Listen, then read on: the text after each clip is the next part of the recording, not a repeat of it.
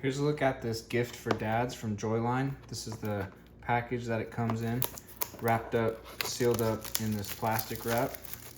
This box of gold right here is a really nice. It's appearing a little bit lighter on camera. There you go, that's an accurate look at the color of it. It's kind of like a deeper, darker gold, but with some metallic sparkle to it. Let's try and get this open right here. Okay. Here's a look inside. Nice custom foam, keeping the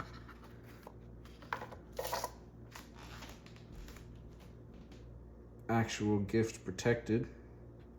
Here's a look at it from the back. So the back has a little bit of like a plastic type of feel to it, but then the front is like a transparent glass type of feel to it. You can see all the text inside of there, and it stands up really nice on its own.